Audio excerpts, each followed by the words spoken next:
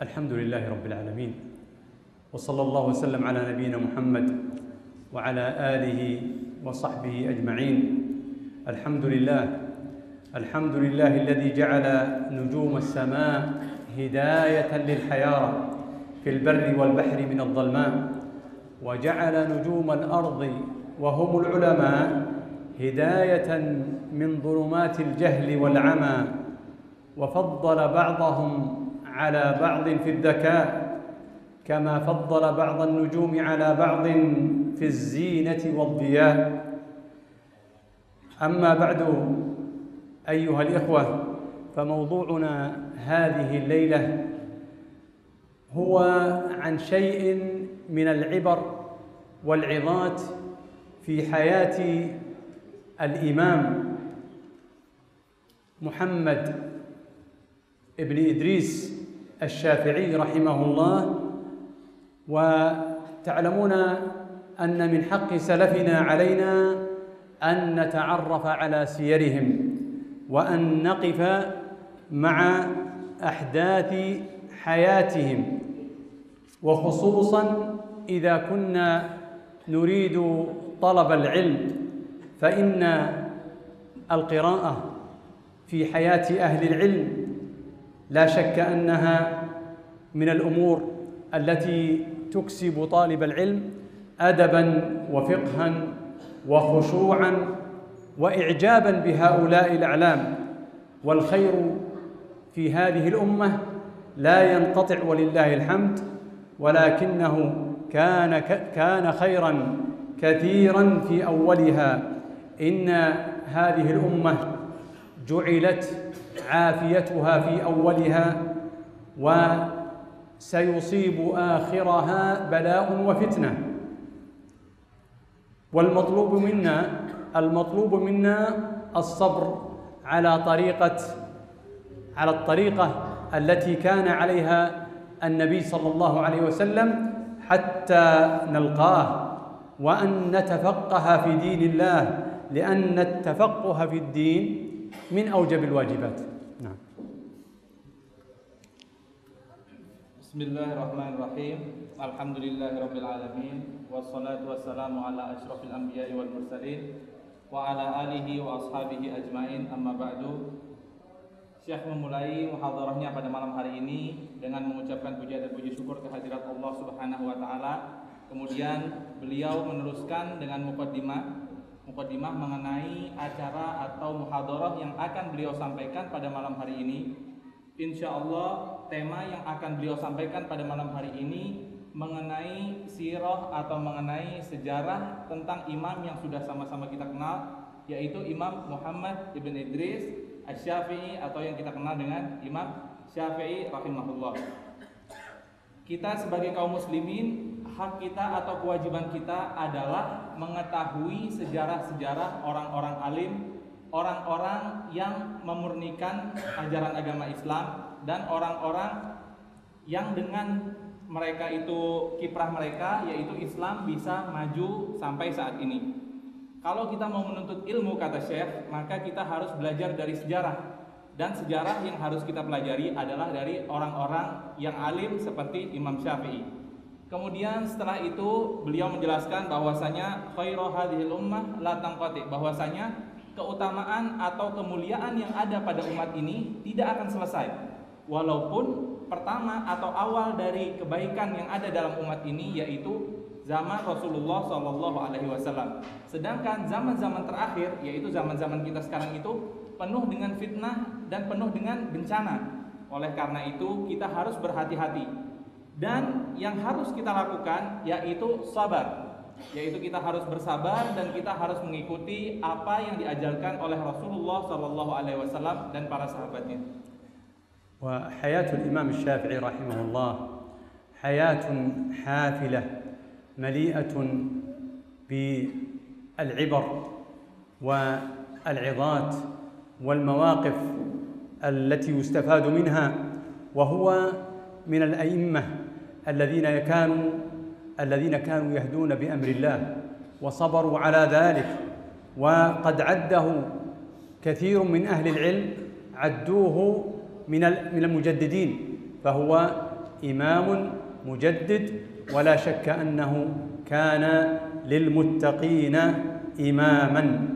ومن أشهر كتبه رحمه الله كتاب الرسالة، وكانت حياته يعني مدرسة لكثير من طلاب العلم يستفيدون منه ومن علمه ومن فقهه ومن سمته ومن أدبه رحمه الله تعالى. نعم. Kemudian Syekh melanjutkan muhadharahnya dengan beliau mengatakan bahwasanya kehidupan Imam Syafi'i penuh sekali dengan ibrah-ibrah yang bisa kita ambil, penuh dengan pelajaran-pelajaran yang sangat bermanfaat yang dapat kita ambil intisarinya dari kehidupan beliau. Kemudian Syekh juga mengatakan bahwasanya Imam Syafi'i adalah salah satu imam yang mendapatkan hidayah dari Allah Subhanahu wa taala, yang mana para penuntut ilmu, para ahlul ilm selalu belajar dari kehidupan beliau dan dari sejarah kehidupan Imam Syafi'i. Sebagian para ulama-ulama mengatakan bahwasanya Imam Syafi'i adalah salah satu imam mujaddid, yaitu imam pembaharu, yang mana beliau juga dikatakan bahwasanya Imam Syafi'i merupakan kana lil muttaqina imama, bahwasanya beliau adalah imam dari orang-orang muttaqin atau orang-orang yang takut kepada Allah Subhanahu wa taala. Kemudian salah satu dari buku yang paling dikenal oleh kita yaitu buku beliau Ar-Risalah, yang mana buku Ar-Risalah ini kita jadikan sebagai pedoman, yang mana buku Ar-Risalah ini dijadikan oleh para ahlul ilm, oleh para penuntut ilmu sebagai landasan mereka dalam belajar. اتفق أهل العلم على أن الإمام الشافعي رحمه الله ولد في سنة 150 في بلد غزة من أرض فلسطين، وفي يعني قرية تسمى عسقلان، هي يعني من إحدى قرى غزة المعروفة اليوم.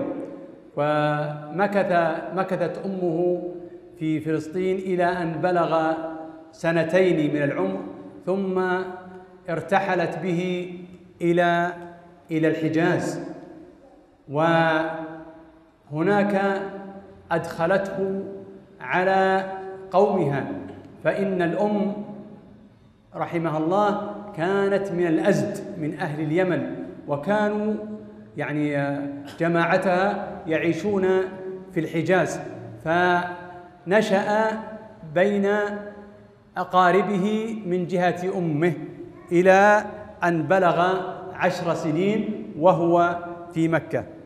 نعم.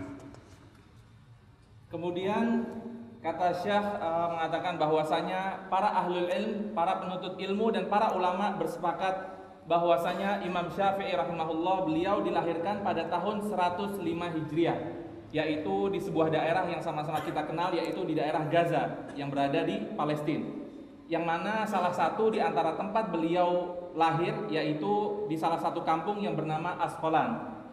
Kemudian setelah itu dia hidup di situ sampai berumur 2 tahun dengan ibu dari Imam Syafi'i rahimahullah. Kemudian setelah itu beliau pergi dan diajak oleh orang tuanya, oleh ibunya ke daerah Hijaz atau yang sekarang berada di Saudi Arabia. Karena memang keluarga dari ibunya yaitu dari kabilah Hijaz. Kemudian beliau hidup bersama keluarga dari ibunya hingga kemudian beliau tinggal bersama ibunya di daerah Hijaz tersebut. قلنا أنه يعني ولد في سنة 150 للهجرة، وهي السنة التي توفي فيها الإمام أبو حنيفة رحمه الله تعالى.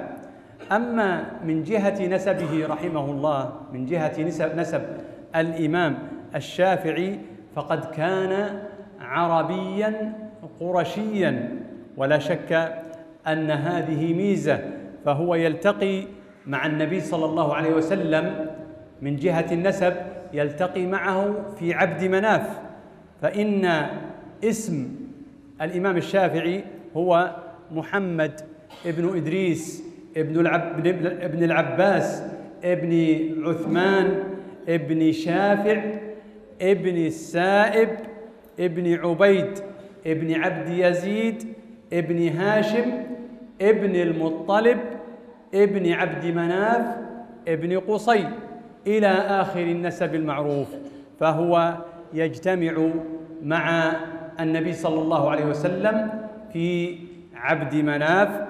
إذن الشافعي والإخوة قرشي، وهو ينسب إلى جده. لماذا يسمى الشافعي؟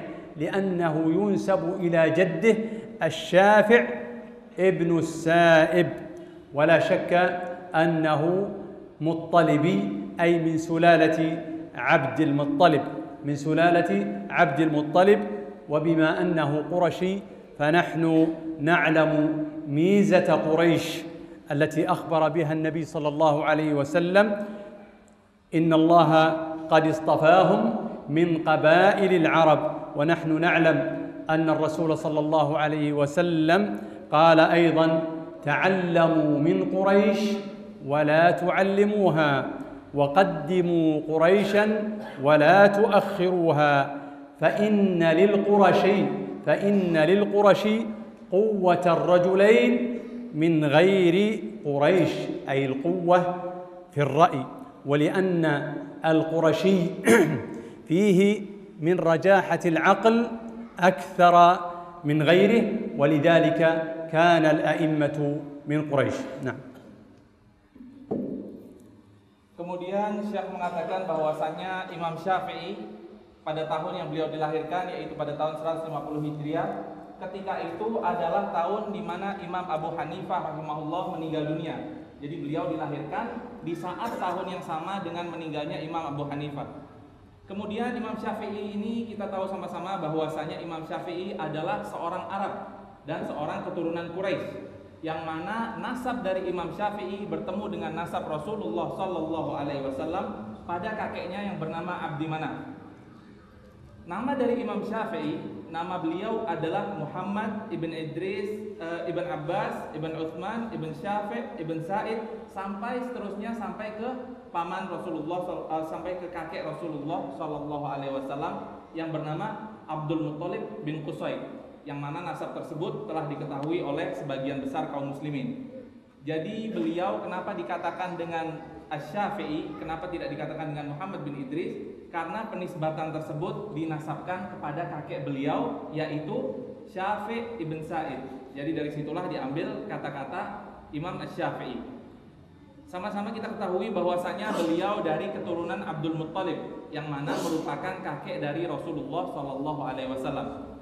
Kita tahu sama-sama bahwasanya kaum Quraisy itu mempunyai kelebihan di atas kaum-kaum yang lainnya, seperti kaum-kaum yang ada pada zaman Arab ketika itu.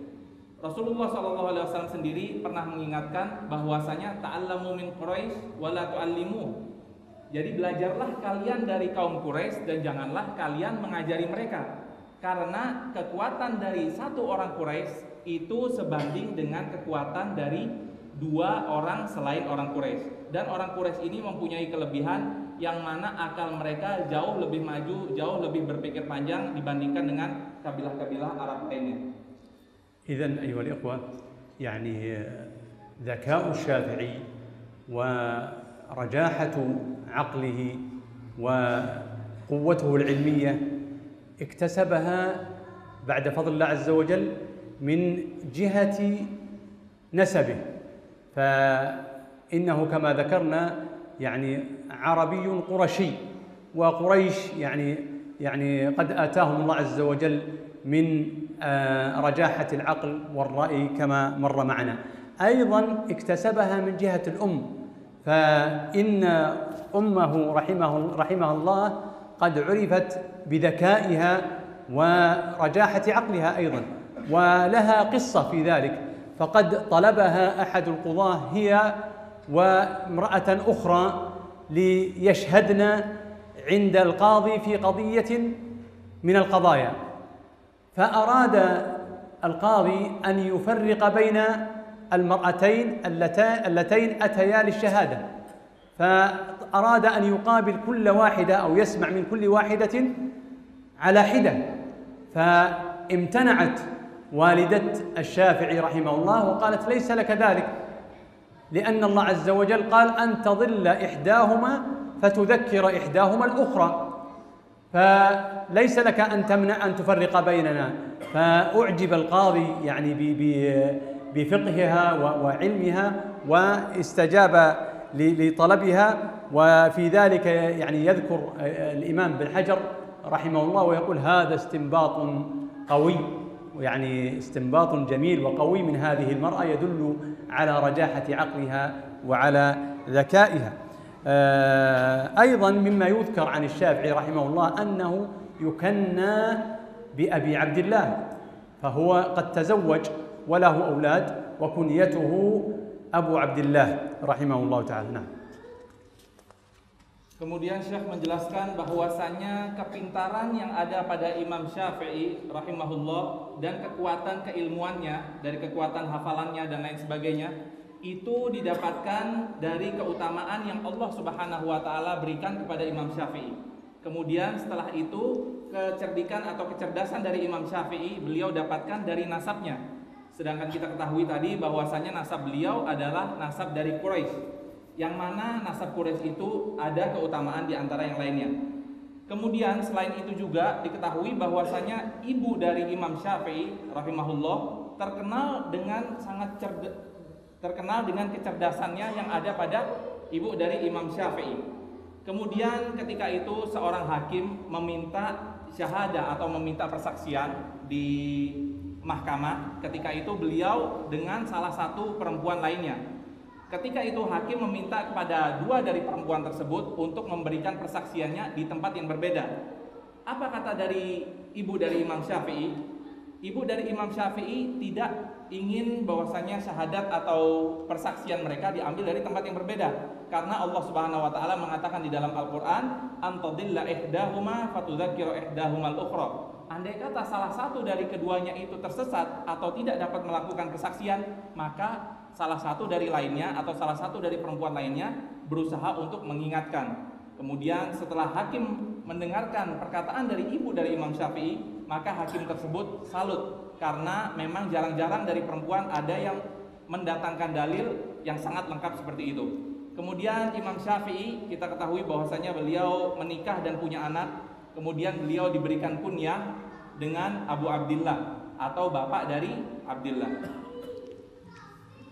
من أسباب يعني نبوغ الإمام الشافعي رحمه الله وتميزه وكثرة علمه وفصاحته وحفظه أنه أرسله أهله لكي ينشأ في البادية في الصحراء. كعادة العرب قديما كانوا إذا أرادوا أن يعتنوا بأبنائهم يعني يعلموا أبنائهم اللغة الفصحى وأشعار العرب والعلوم النافعة وقصص العرب وتواريخهم، كانوا يبعثون بهم إلى إحدى القبائل في الصحراء لينشأ الصغير بينهم. وهذا ما حصل للإمام الشافعي رحمه الله، فقد أرسله أهله إلى قبيلة هذيل، وهي من القبائل العربية المعروفة التي تسكن في قريبا من مكة، في أطراف مكة في الصحراء في البادية. فأرسل إلى هذه القبيلة ونشأ بينهم، وحفظ عندهم الكثير من الشواهد الشعرية ومن الشواهد يعني التفسير ومن الأشعار، ويعني استقام لسانه وصار فصيحا، ومكث في الصحراء إلى أن بلغ 17 عاما، مكث 17 عاما في الصحراء، وهو يستفيد ويتعلم الشجاعة والفروسية، ويعني قويت شخصيته ونشأ واستفاد فائدة عظمى من بقائه في الصحراء. نعم. Kemudian setelah Syekh menjelaskan masalah kunyah tadi, beliau menjelaskan kenapa kok Imam Syafi'i ini sangat pintar sekali. Di antara salah satu sebab dari kepintaran Imam Syafi'i dan dari kefasihan dari Imam Syafi'i dan dari kuatnya ilmu Imam Syafi'i, yaitu beliau dikirimkan oleh keluarga mereka ke sebuah tempat yang mana jauh dari peradaban. Yang dimaksud di sini adalah tempat yang terpencil atau yang kita kenal dengan kampung. Yang mana ketika mereka itu ingin anak mereka itu pintar dan anak mereka melebihi daripada yang lainnya, mereka akan mengirimkan anak mereka jauh dari peradaban, yaitu di tempat yang jauh dari keramaian manusia, untuk mengajarkan anak-anak mereka ilmu, untuk mengajarkan anak-anak mereka syair, untuk mengajarkan anak-anak mereka kefasihan dalam berbicara. Maka dikirimkanlah ke badiah tersebut atau ke kampung tersebut. Kemudian Imam Syafi'i dikirimkan oleh keluarga mereka ke sebuah kampung yang bernama Hudzail yang berada di ujung kota Mekah. Dari situlah Imam Syafi'i belajar mengenai syawahid syi'riyah, dari syair-syair Arab dan dari syair-syair yang berhubungan dengan tafsir. Dan dari situlah Imam Syafi'i belajar hingga beliau menjadi orang yang sangat fasih sekali. Beliau berada di tempat tersebut kurang lebih sekitar 17 tahun sampai beliau benar-benar mendapatkan kepintaran tersebut.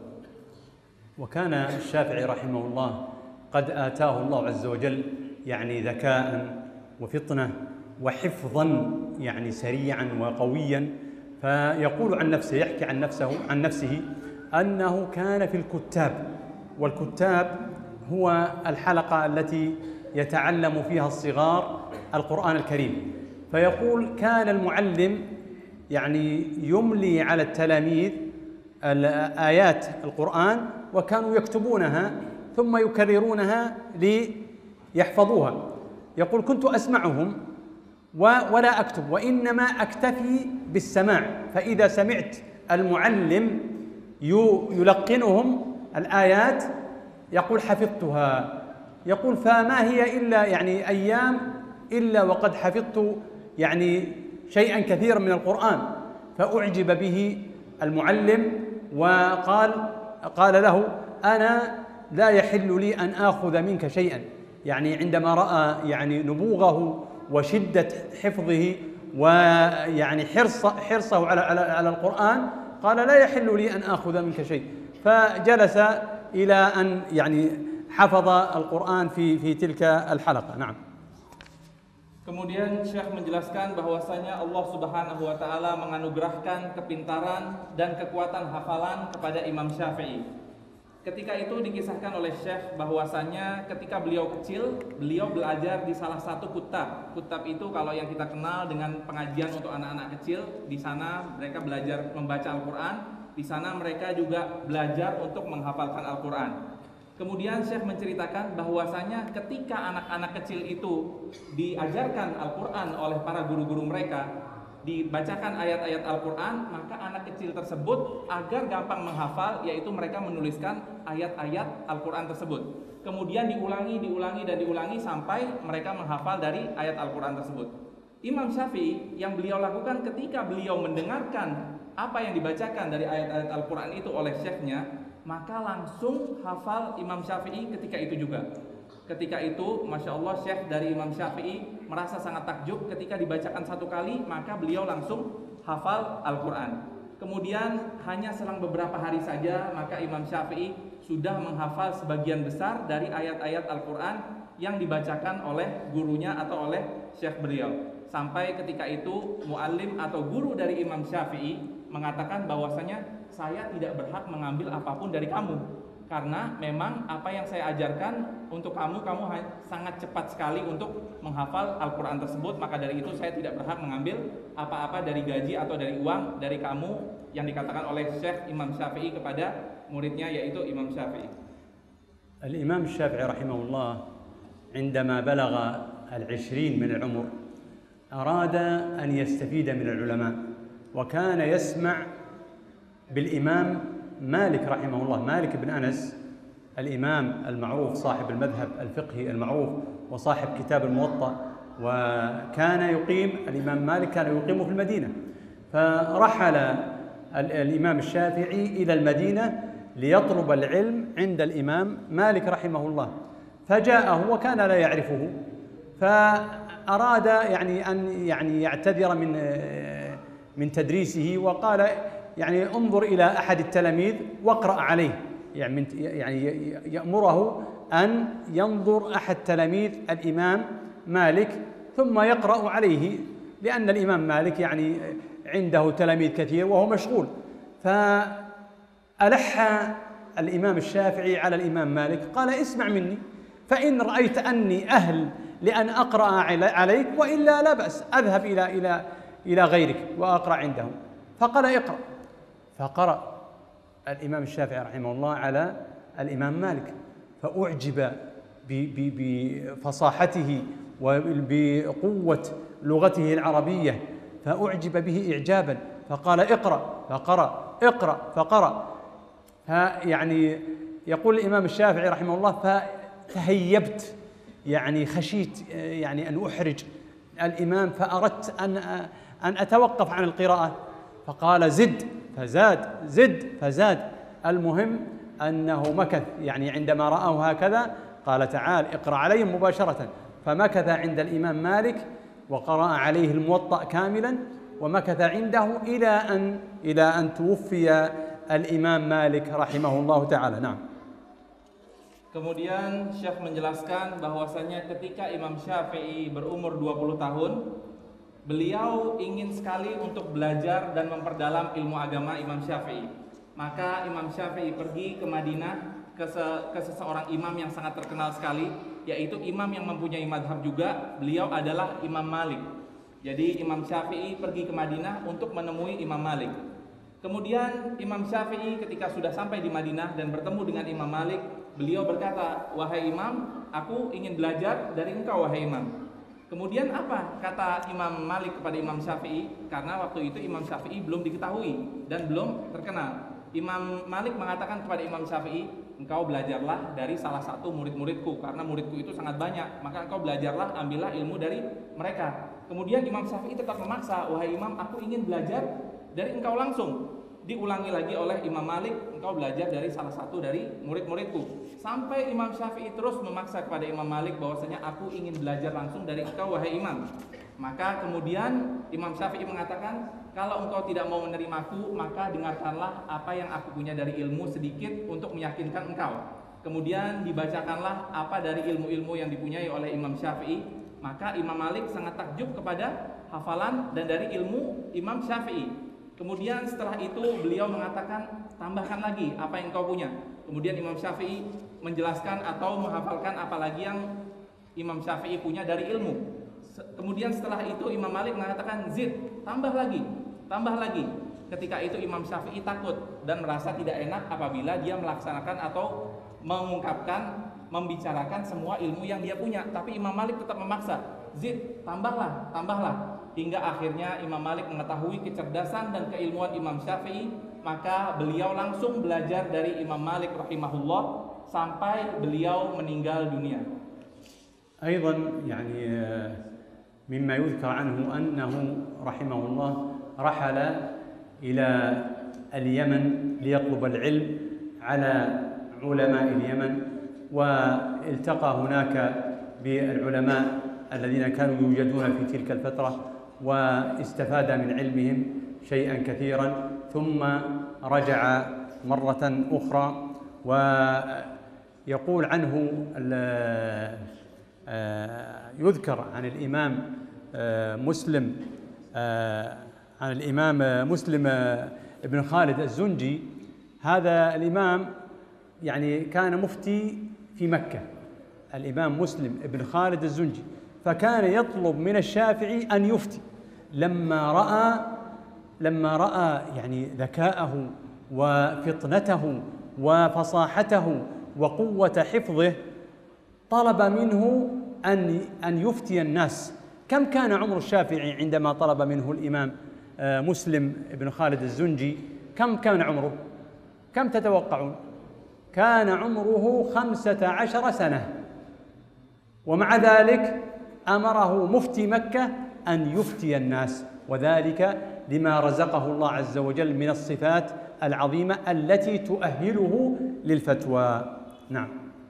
Kemudian setelah beliau menuntut ilmu dari Madinah di tempatnya Imam Malik rahimahullah, beliau menuntut ilmu dan pergi ke negara Yaman.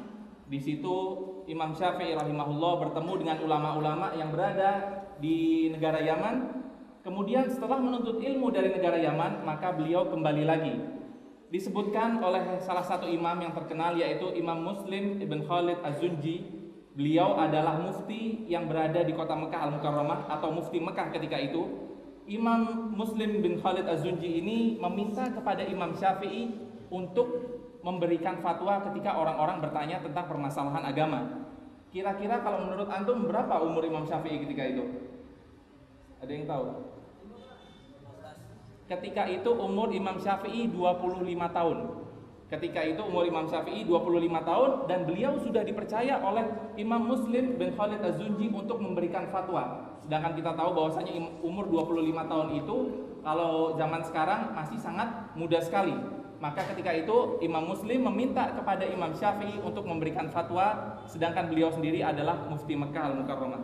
وكان يعني العلماء يعجبون ب يعني الإمام الشافعي رحمه الله وهو يعني فتى شابا صغيرا لكن لأنهم رأوا فيه مواصفات العالم الفقيه الفصيح الذي آتاه الله عز وجل قوة الحجة وقوة الاستنباط فكانوا يعني يرون فيه أن له مستقبل عظيم في العلم وفي الإفتاء وفي بيان يعني المعضلات للناس وفي الفتوى فكانوا يعجبون به وكانوا يدعون له فكان الإمام عبد الرحمن بن مهدي رحمه الله يقول إني لأدعو للإمام الشافعي في كل صلاة ويقول الإمام مالك رحمه الله ما يأتيني قرشي أفهم من هذا الفتى يقصد الإمام الشافعي نعم.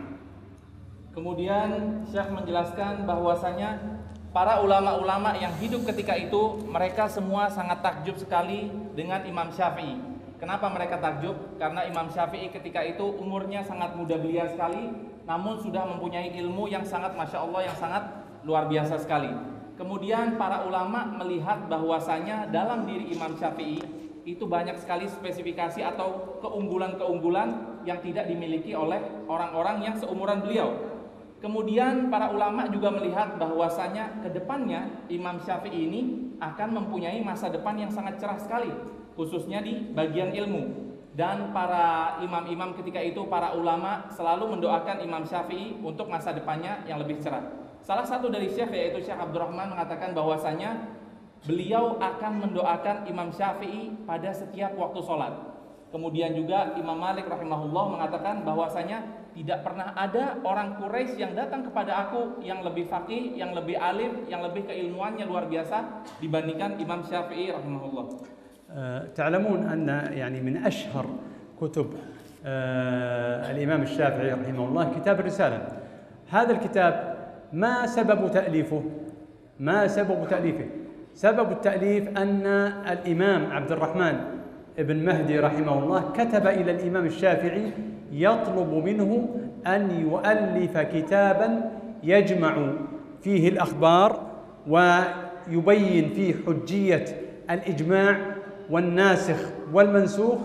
فبدأ الإمام الشافعي فكتب هذا الكتاب المبارك، الكتاب العظيم، وهو كتاب الرسالة، وهو كتاب يعني بل هو أول كتاب ألف في أصول الفقه. نعم. Kemudian Syekh menjelaskan bahwasanya salah satu dari buku karangan Imam Syafi'i yang sangat terkenal yaitu buku beliau yang bernama Ar-Risalah.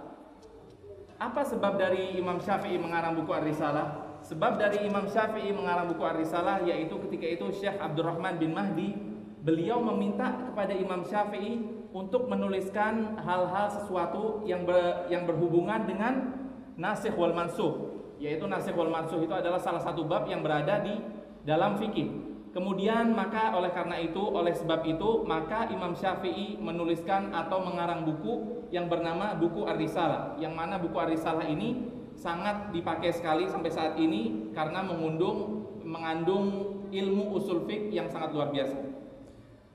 أيضا يعني الإمام الشافعي رحمه الله كان مع يعني قوة علمه وفطنته وفقهه كان واعظا متميزا، كان مشهورا بتأثيره في الوعظ، وكان التلاميذ وطلاب العلم في ذلك الزمان يعني إذا أرادوا أن يعني تلين قلوبهم يذهبون إلى مجلس الإمام الشافعي، فما أن يأتوا ويبدأ يعني يقرأ القرآن إلا ويتأثر الناس ويبكون يعني تخر دموعهم يعني من شدة التأثر مما يسمعونه منه. وعندما أيضا يحدثهم بتلك المواعظ الجميلة كانت تؤثر فيهم تأثيرا عظيما. نعم.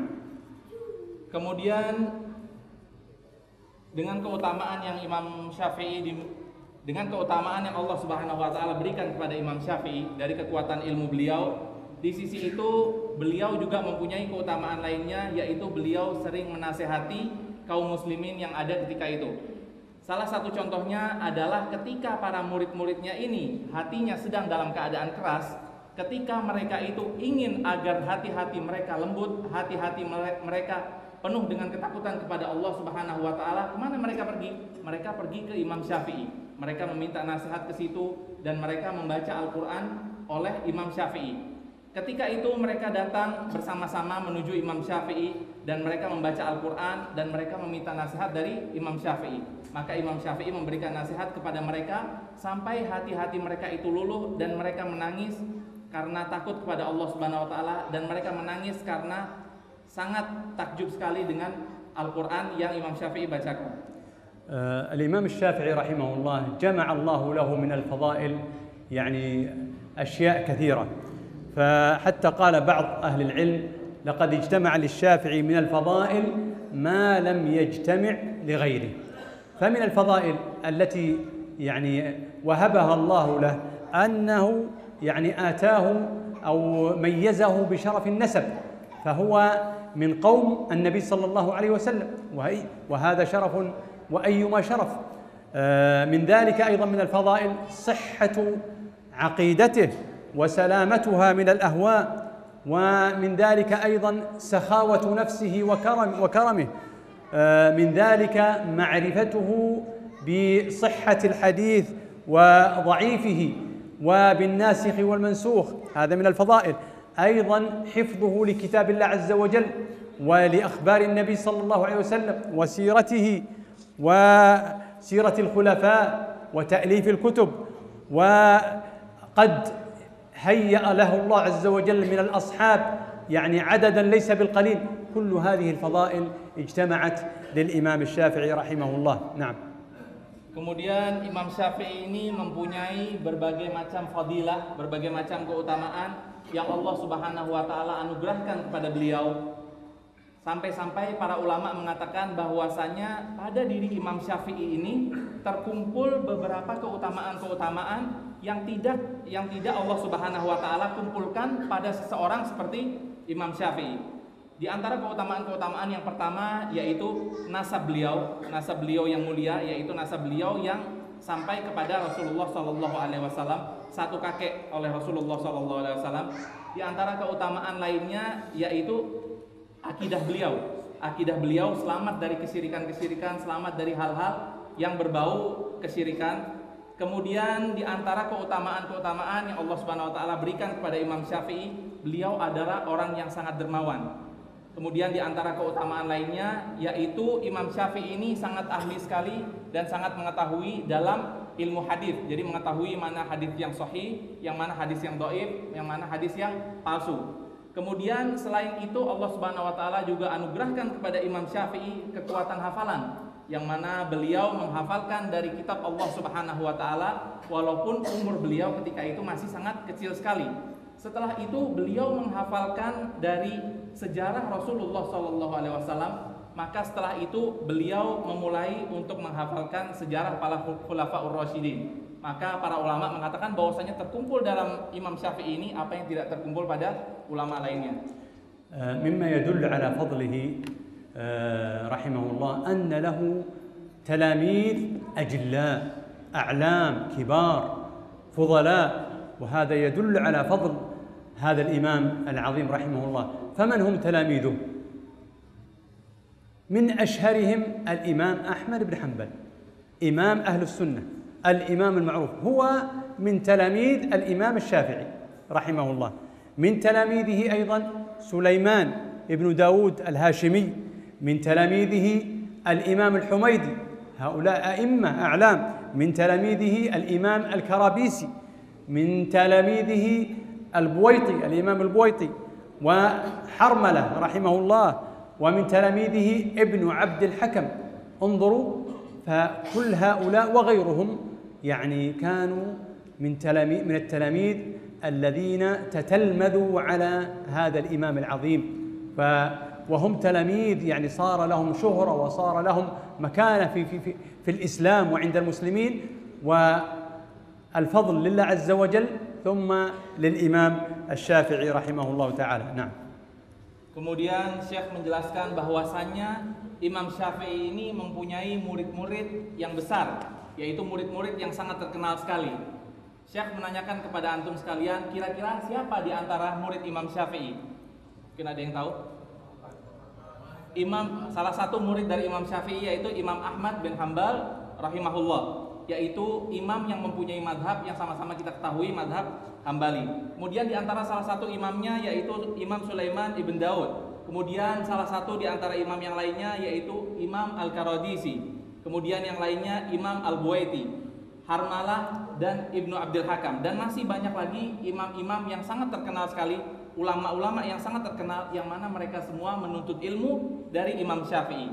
Kalian bisa melihat semua bahwasanya orang-orang yang menuntut ilmu di Imam Syafi'i, mereka semua menjadi orang-orang besar. Semua itu adalah kemurahan dari Allah Subhanahu wa taala, kemudian keutamaan yang Allah Subhanahu wa taala berikan kepada Imam Syafi'i. كان رحمه الله شغوفا ومولعا بطلب العلم، وهذه من أهم يعني أسباب يعني كثرة علمه وسعة اطلاعه، أنه كان يعني يقضي معظم وقته في طلب العلم، وكان يفرح بالفائدة إذا سمع فائدة يعني من أحد من أهل العلم، يقول أتمنى لو كانت أعضائي كلها تسمع مثل ما سمعت أذناي، وذلك من شدة فرحته بالفائدة أو العلم الجديد الذي سمعه. يقول أتمنى لو كانت يدي تسمع ورجلي تسمع ورأسي يسمع، لكن يقول أنا أسمعها من أذناي فقط. فكان يتمنى أن تكون كل أعضاؤه يعني تسمع مثل ما تسمع أذناه، وذلك من شدة فرحه بطلب العلم. فمثل هذه يعني الهمة العالية يعني أكسبته يعني علما عظيما وتميزا. وهكذا يعني يأتي العلم لا يأتي بالكسل. الذي يريد أن يكون طالب علم متميز أو عالما لا بد أن يقضي وقته ومعظم أوقاته في طلب العلم. لا يأتي العلم أيها الأخوة بالسهولة أو من قراءة سريعة، لا، يأتي بقضاء الليالي والأيام والاستفادة من كلام أهل العلم. هكذا يأتي العلم.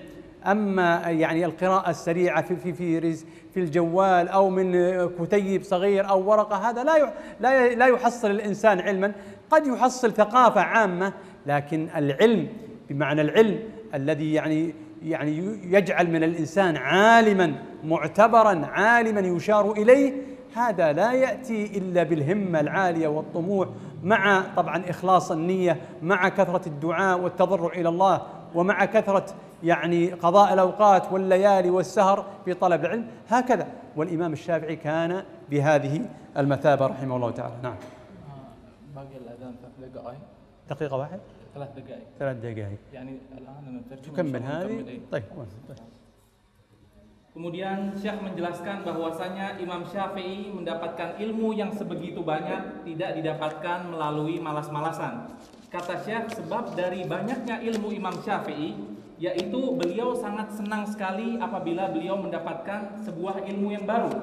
Sampai-sampai beliau mengatakan, andai kata yang bisa mendengar itu bukan hanya kupingku saja, andai kata tanganku itu bisa mendengar, andai kata kakiku itu bisa mendengar. Saking apa? Saking senangnya beliau mendapatkan ilmu yang baru. Kemudian Imam Syafi'i ini seseorang yang mempunyai himmah, yang mempunyai keinginan untuk menuntut ilmu sangat tinggi sekali. Beliau mengatakan bahwasanya ilmu itu tidak didapatkan dengan cara malas-malasan. Andai kata kita mendapatkan ilmu dari HP, dari membaca yang sangat cepat, itu kata beliau itu adalah bukan ilmu, itu hanya manfaat yang kita temukan dari sekilas apa yang kita baca. Andai kata kita ingin mendapatkan ilmu yang sebenarnya, maka yang kita baca adalah buku dan kita benar-benar menghabiskan waktu kita untuk menuntut ilmu. Kemudian yang salah satu di antara sebab beliau menjadi orang yang sangat pintar, beliau menjadikan orang yang sangat Masya Allah, kata Syekh, yaitu selain keinginan beliau, yaitu ikhlasun niyah, keikhlasan niatnya menuntut ilmu karena Allah Subhanahu wa Ta'ala. Jadi mereka menuntut ilmu untuk menghilangkan kejahilan atau untuk menghilangkan ketidaktahuan dalam dirinya. Kemudian niat dari menuntut ilmu itu untuk memberikan faedah atau memberikan pencerahan kepada orang-orang lainnya. Kemudian di antara salah satu sebabnya yang Syekh sebutkan, sebab terakhirnya, yaitu beliau sering sekali belajar hingga larut malam, dan beliau menghabiskan waktu beliau benar-benar hanya untuk ilmu saja. Insyaallah kami pada salat. بعد الصلاة. Ba'da salat. لا بس لا بس. Insyaallah Syekh akan melanjutkan penjelasannya setelah sholat Isya. طيب، الحمد لله رب العالمين، والصلاة والسلام على أشرف الأنبياء والمرسلين نبينا محمد وعلى آله وأصحابه ومن تبعهم بإحسان إلى يوم الدين. نكمل بإذن الله تعالى يعني بعد أن توقفنا لأداء الصلاة. تكلمنا عن يعني مكانة هذا الإمام العظيم وعن سعة علمه وفقهه وفهمه وما آتاه الله عز وجل من يعني القوة العلمية والحجة وقوة والفصاحة والبيان. وعلمنا أيضا أنه يعني قد طلب منه أن يفتي وهو لم يتجاوز 15. كل هذه مزايا وفضائل ومناقب لهذا الإمام العظيم. لكن هل يعني مثل هذه المزايا وهذه الفضائل، وأيضا لم نذكر أيضا قضية المؤلفات، يعني كثرة مؤلفاته يعني مع المزايا التي أشرنا إليها، كل هذه المزايا هل جعلته متعاليا مغرورا متكبرا؟ لا والله، بل كل هذه الفضائل وهذه المناقب وهذه المزايا ما زادته إلا تواضعا.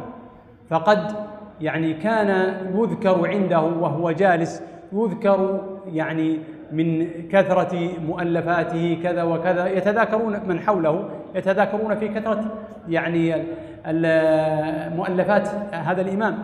فكان يقول وددت أن هذه المؤلفات وهذا العلم يعني يستفاد منه ولا ينسب لي منه شيء. وهذا من تجرده وإخلاصه فيما نحسب والله حسيبه. رجل مع كل هذه المزايا لكنه كان يهرب من الكبر، ويعني يأبى يعني قضية التباهي، ولا يريد يعني أن يقع في الإعجاب بالنفس. فكان يعني متواضعا يعني متجردا، وكان يرفض الشهرة، وحتى أنه قال يعني وددت أن هذا العلم وهذه المؤلفات يعني ينتفع بها ولا ينسب لي منها شيئا. نعم. الحمد لله رب العالمين.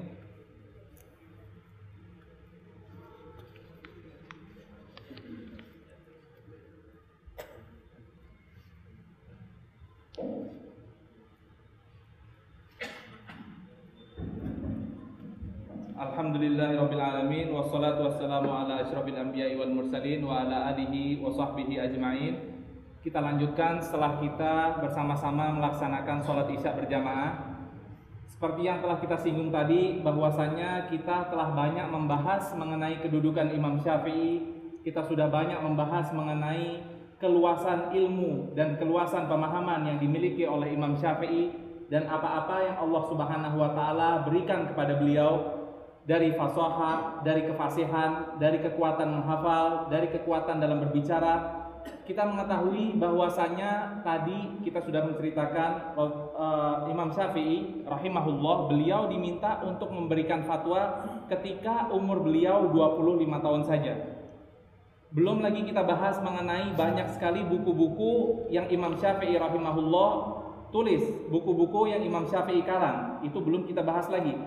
Apakah dengan semua itu menjadikan Imam Syafi'i sebagai orang yang takabur, sebagai orang yang meninggi? Sekali-kali tidak. Hal tersebut tidak akan menjadikan Imam Syafi'i sekalipun menjadi orang yang takabur. Bahkan hal-hal yang telah kita sebutkan tadi menjadikan Imam Syafi'i orang yang tawadhu, orang yang sangat merendahkan hatinya di hadapan para teman-temannya, tidak takabur sedikit pun. Ketika teman-temannya atau murid-muridnya menyebutkan di antara mereka duduk bersama dan mereka membahas bahwasanya Imam Syafi'i mengarang buku ini, Imam Syafi'i mengarang tulisan ini, apa yang dikatakan oleh Imam Syafi'i? Yang dikatakan oleh Imam Syafi'i, aku ingin bahwasanya ilmu-ilmu yang aku tulis itu bermanfaat bagi kalian tanpa menisbatkan ilmu-ilmu tersebut kepadaku.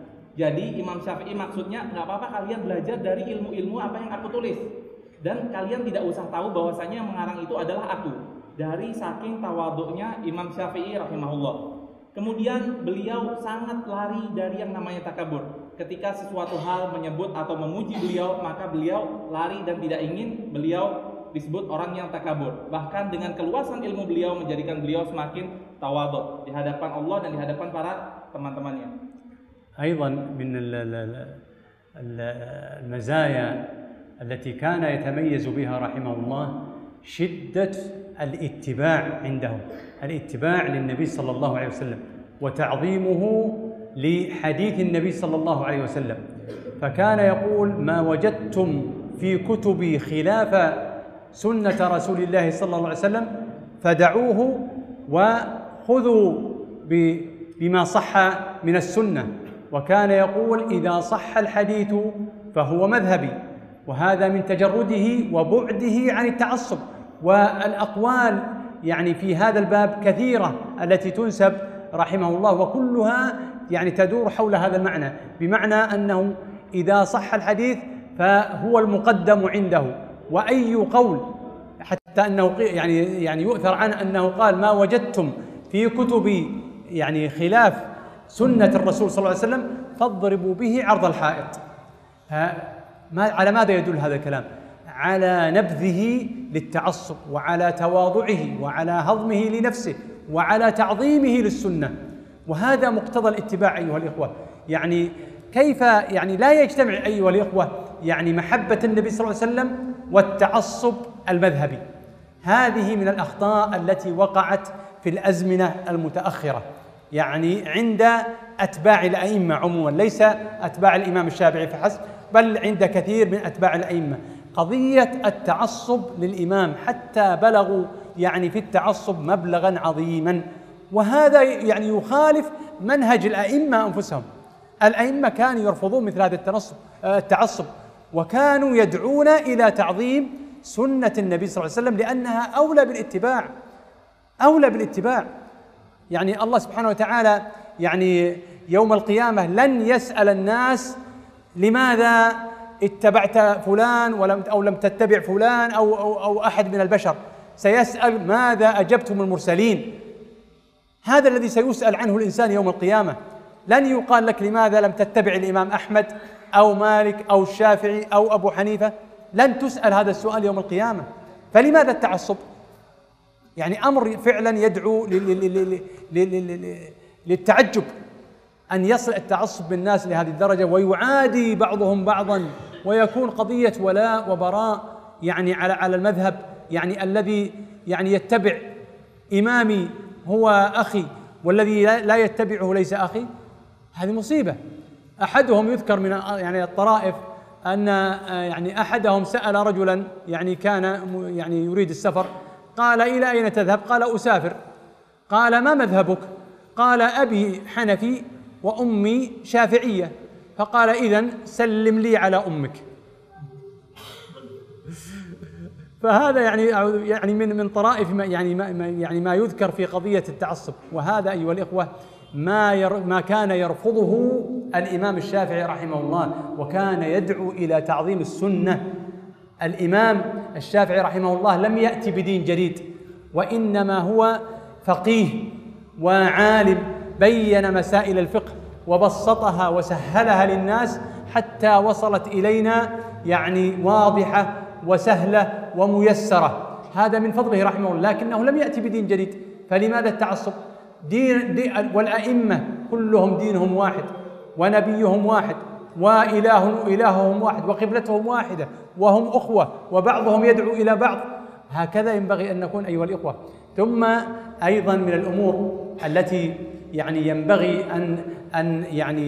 أن نؤكد عليها أن قضية يعني المتابعة للإمام، سواء الإمام الشافعي أو غيره من الأئمة رحمهم الله، ينبغي أن تكون متابعة في أقوال الإمام التي يعني صحت عنه وكانت موافقة للسنة وموافقة للدليل الشرعي. لا نأخذ شيئا دون شيء. فمن الخطأ أن يؤخذ أو يتبع الإمام في جانب الفقه ولا يتبع في جانب العقيدة، أو يخالف في جانب العقيدة. هل هذا من محبة الإمام وتوقيره ويعني متابعته؟ أبدا. الصحيح أن الذي يزعم أنه من أتباع الإمام الشافعي يأخذ بكلام الشافعي في جانب كما يأخذه في جانب الفقه، يأخذه في جانب العقيدة. لكن لو تأملنا في حال الناس الآن لوجدنا يعني الهوى قد دخل في هذا الأمر، فهم يأخذون، بعضهم يأخذ من أقوال الإمام في جانب الفقه ويتركون أقواله في جانب العقيدة جانبا. فالإمام رحمه الله، الإمام الشافعي من أئمة أهل العلم ومن أئمة الدين في باب العقائد وفي باب السلوك وفي باب الفقه وفي أمور الدين كلها، إمام رحمه الله. فمن يعني حسن يعني الاتباع لهذا الإمام أن نأخذ بأقواله كلها، ولا يعني نوافقه في جانب ونخالفه في جانب. هذا لا ينبغي، هذا من الهوى الذي لا يليق بالمسلم. فهو رحمه الله كما أنه إمام في الفقه وفي اللغة، فهو إمام أيضا في العقيدة، فهو على عقيدة أهل السنة والجماعة، على ما كان عليه النبي صلى الله عليه وسلم وأصحابه، يعني لا يتجاوز ما السنة يعني مقدار أو قيد أنملة. فهو يعتز بالسنة ويعتز بعقيدة أهل السنة والجماعة ولا يخالفها. وهكذا ينبغي أن يكون أتباعه في باب العقيدة كما هم في باب الفقه. نعم. Kemudian Syekh menjelaskan bahwasanya Imam Syafi'i itu orang yang sangat berpegang teguh terhadap sunnah Rasulullah Sallallahu Alaihi Wasallam. Ittiba beliau atau beliau sangat mengikuti apa-apa yang benar, apa-apa dari hadis Rasulullah Sallallahu Alaihi Wasallam. Beliau sangat menghormati Rasulullah Sallallahu Alaihi Wasallam. Beliau mengatakan dalam bukunya bahwasanya apa yang kalian anggap betul dari aku, apabila itu tidak sesuai dengan Al-Quran dengan Al-Hadis, maka tinggalkanlah ucapanku dan ikutilah Al-Quran dengan Al-Hadis. Itu kata Imam Syafi'i rahimahullah. Kemudian beliau juga mengatakan, idza wajadtum fi kutubi ma yukhaliful kitab was sunnah fada'u. Andai kata kalian menemui apa yang ada di bukuku ada berbanding sedikit atau berbeda sedikit dengan apa yang ada di dalam Al-Quran, dengan apa yang ada di dalam As-Sunnah, maka tinggalkanlah ucapanku dan kembalilah kalian kepada Al-Quran dan As-Sunnah. Beliau sangat mengikuti sekali sunnah Rasulullah Sallallahu Alaihi Wasallam, dan Syekh menjelaskan bahwasanya tidak akan terdapat dalam suatu orang atau tidak akan terjadi kemaslahatan pada seseorang andai kata dia mengumpulkan antara kecintaan kepada Rasulullah Sallallahu Alaihi Wasallam dengan berta'assub kepada suatu golongan. Itu tidak akan terjadi. Andai kata dia mencintai Rasulullah Sallallahu Alaihi Wasallam, dia harus meninggalkan yang namanya ta'assub atau yang namanya fanatik terhadap suatu madhab atau fanatik terhadap suatu golongan. Karena semua a'immah atau semua para imam-imam semuanya mengajak kita untuk kembali kepada Al-Quran, untuk kembali kepada sunnah Rasulullah Sallallahu Alaihi Wasallam. Kata Syekh tadi menjelaskan bahwasanya nanti kita hari kiamat kita nggak akan ditanya kamu madhabnya apa, kamu ngikuti imam siapa. Yang akan ditanya ketika hari kiamat, mada ajabtumul mursalin, apa yang kalian ambil atau apa yang kalian ikuti dari apa yang Rasulullah Sallallahu Alaihi Wasallam perintahkan. Kalian tidak akan ditanya nanti kalian mazhabnya apa ketika hari kiamat. Kemudian Syekh menjelaskan kenapa kita harus berta'assub, kenapa kita harus fanatik terhadap satu golongan, kenapa kita harus menganggap apa yang satu golongan sama kita itu adalah teman kita, apa yang tidak satu golongan dengan kita itu adalah musuh kita. Itu tidak selayaknya terjadi. Jadi Syekh ketika itu menjelaskan bahwasanya ada suatu kisah bahwasanya abahnya atau bapaknya dari seseorang ini bermadhab Hanafi.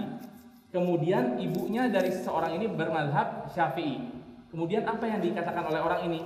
Tolong saya kirim salam kepada ibumu saja, karena ibumu satu madhab dengan saya, madhab Syafi'i.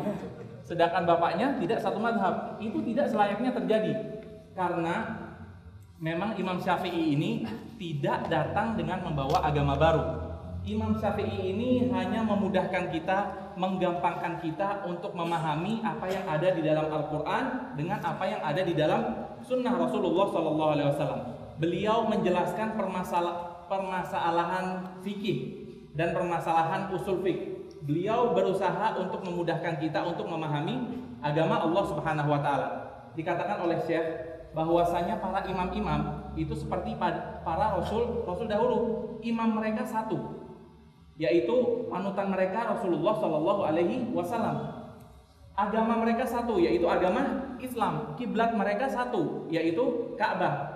Dan Rasul mereka satu, Rasulullah Shallallahu Alaihi Wasallam. Kenapa mereka harus bermusuhan? Karena agama mereka satu, kiblat mereka satu, dan imam panutan mereka juga satu. Kenapa mereka harus bermusuhan? Kemudian ada suatu hal penting lagi yang dikatakan oleh Syekh tadi, bahwasanya kita harus mengikuti perkataan imam itu dalam segala hal. Yang dimaksud oleh Syekh adalah kita tidak mengikuti apa yang dikatakan oleh suatu imam yang menurut kita enak. Misalnya dalam permasalahan safar atau dalam permasalahan qasar dan lain sebagainya. Imam Syafi'i mengatakan boleh sholat 2 rakaat, imam yang lainnya mengatakan 4 rakaat, sudah saya 2 rakaat.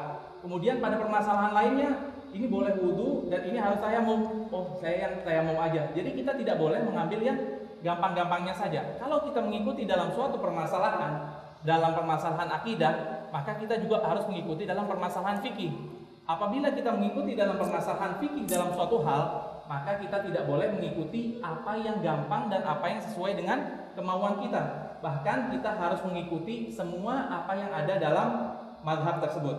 Kemudian Syekh menjelaskan pada akhirnya, yaitu semua para imam tersebut, mereka semua adalah sesuai dengan ajaran yang Allah Subhanahu wa taala terapkan dan dengan hadis-hadis yang diriwayatkan oleh Rasulullah sallallahu alaihi wasallam, dan mereka semua adalah ahlus sunnah wal jamaah. Para imam-imam itu mereka semua akidahnya adalah akidah yang satu, yaitu mengikuti apa yang ada pada zaman Rasulullah sallallahu alaihi wasallam dan apa yang dikerjakan oleh para salafus saleh, orang-orang atau sahabat-sahabat yang hidup ketika zaman Rasulullah sallallahu alaihi wasallam.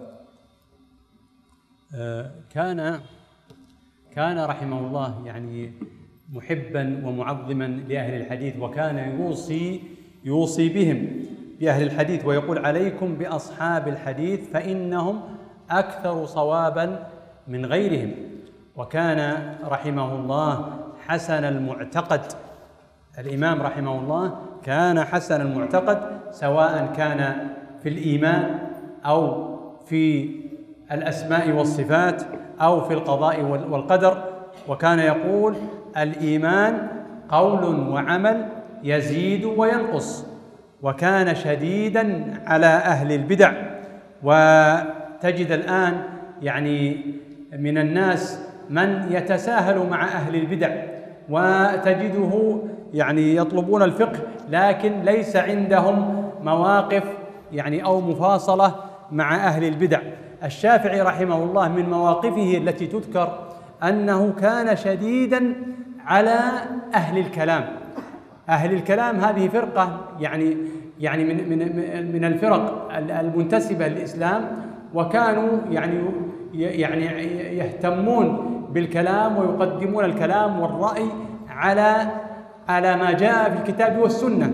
فكان شديدا على مثل هؤلاء، وكان يقول: حكمي فيهم أن يضربوا بالجريد. والجريد ما هو؟ الجريد هو أغصان النخل. يقول: حكمي فيهم أن يضربوا بالجريد والنعال، ويركبون على ظهور الإبل، ويطاف بهم على العشائر والقبائل، ويقال لهم: هذا جزاء من خالف الكتاب والسنة.